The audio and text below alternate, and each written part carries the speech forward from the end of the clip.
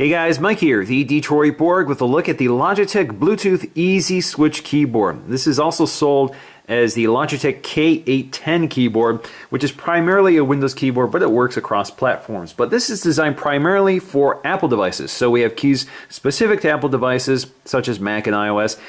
So this will also work on the Apple TV, which with the new software update now supports Bluetooth keyboards. So the Logitech Easy Switch keyboard is available for $99 and has some interesting features here. Now this, they call it Easy Switch because you can pair up to 3 devices to the keyboard and you can quickly switch between them just by tapping a few of these dedicated controllers. We've seen this with the K760, a product I reviewed before. That's a solar powered keyboard, meaning it charges via solar, but this charges via USB. So you can charge this via USB instead of solar or replacing the batteries. But the big deal here is that this is a wireless backlit keyboard. So it's all aluminum. It's an aluminum construction with a plastic back panel, but it's got an aluminum faceplate, which is better than most Logitech keyboards, which have been plastic. So it kind of gives you the experience of the Apple keyboard, which is all aluminum, but you get some backlighting, and of course you can easily switch between devices. So to me, this is a very compelling product. I've always wanted a backlit keyboard on my Mac, but Apple has never supplied one. Certainly they do on their laptops, but now you can get one for your desktop. So I thought this was pretty interesting, and I like the idea that I don't have to swap out my batteries. I can always charge it via a micro USB cable. All right, so let's go ahead and unbox this and take a look to see what we get. So here we have this tray with a little pull tab. So we're going to pull on that to pull the whole tray out. There we go. All right, so we're going to lift this up. There is the keyboard wrapped in plastic. So you can see we have this black plastic back panel. We'll set that aside for now. Take a look to see what we get below. So here we have our packet, which contains our micro USB. I'm not sure, this is micro USB. Yeah, this is micro USB charging. And we also have our literature. So we have some information on how to set this up, how to use it, what each button does, etc., etc. So you get everything you need there, and you have your other information. So that's going to do it in terms of our accessories and packaging. So let's get to the keyboard. All right, so let's go ahead and peel this plastic off. It slides right out. Now taking a closer look at the keyboard, you can see we have a pretty familiar design here. It's got about the same footprint of the Apple keyboard. The front panel here is aluminum, so it does add some rigidity to it, but otherwise it's mostly plastic. So you can see we have this glossy plastic up top and along the sides. On the back you have that matte finish plastic. On the back you also find your pairing button here for pairing this to other devices. You also have our on and off switch along the side. Back here you have your micro USB charging port. And you can see if you look in profile, it's actually a fairly shallow device. It's not deeply angled. It's otherwise pretty flat-footed compared to the Apple keyboard, which has more of an angle. So in fact, if we place this down side by side, you can see that the Apple keyboard has a more steeper rake to it. It's shallower down here at the base, taller up top. This is more flat, so it's actually taller at the bottom and shallower at the top. Now the keys themselves are a little taller than what Apple does with its keyboard. So if you look at the keys on the Apple keyboard, you can see they're a little shallower.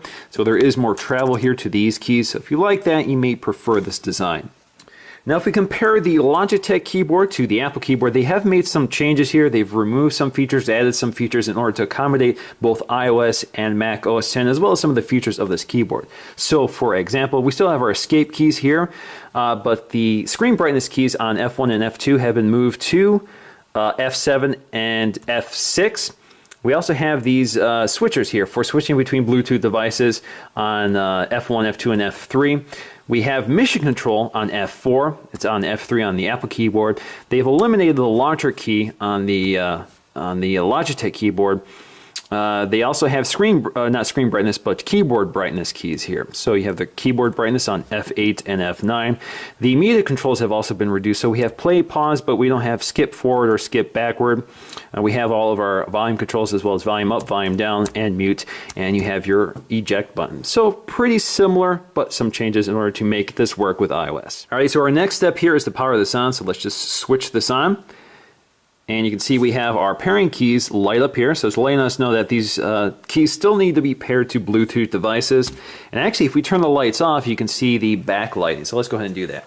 Now the backlighting is responsive, so there is an ambient light sensor in here that will automatically adjust the brightness of the keyboard to the ambient lighting condition. So for example, if you have your desk light on, it doesn't need to be on, or if you're not using it for a while, it will automatically turn off like it did right there. So if we tap the keyboard, it'll wake it up again. You can also manually control this with the controls right on the keyboard. So we can dim it all the way down or bring it all the way up.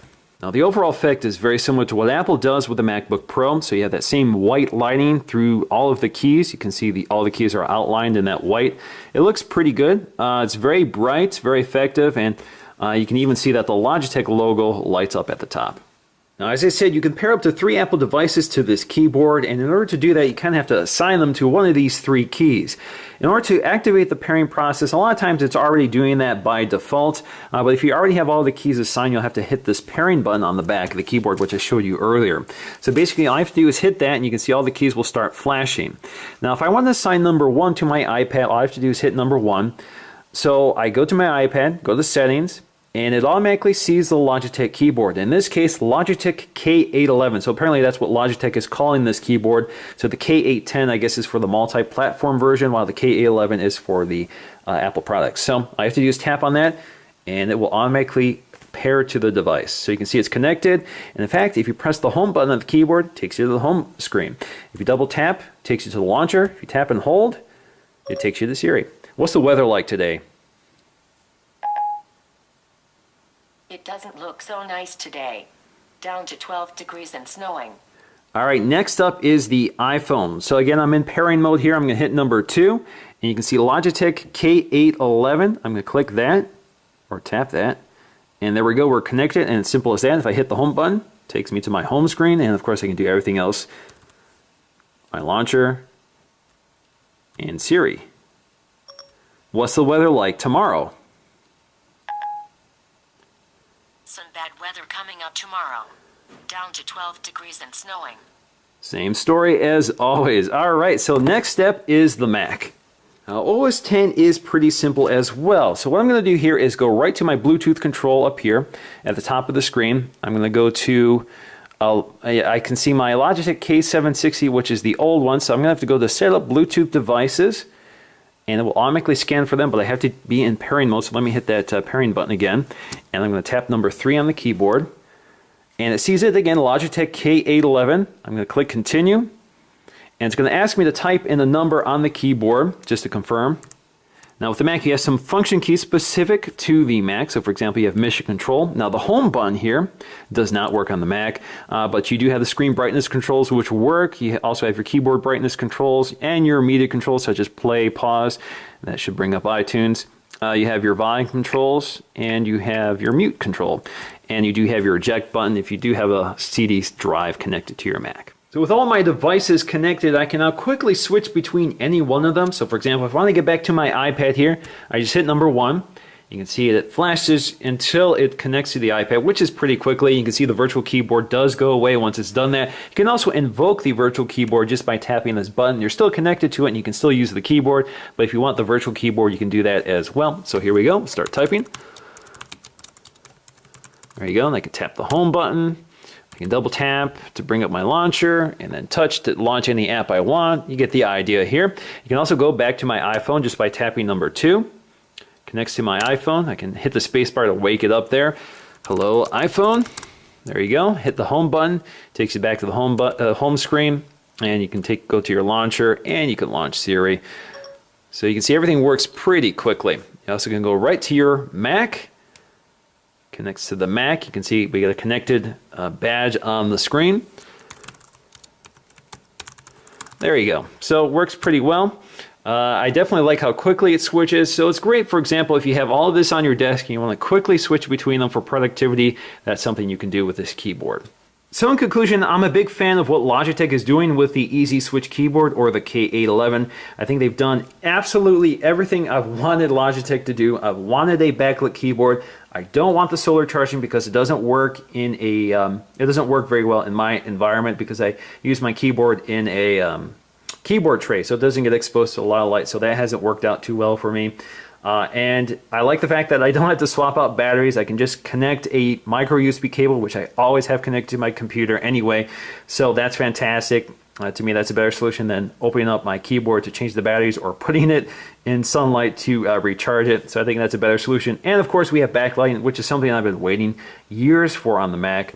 Nobody has produced that, certainly not Apple. Logitech has finally come through with a Apple dedicated keyboard with the same size and form factor and very similar design and build quality to the Apple keyboard. Certainly not the rigid unibody design, but pretty close in terms of its feel and look. And it's also pretty rigid.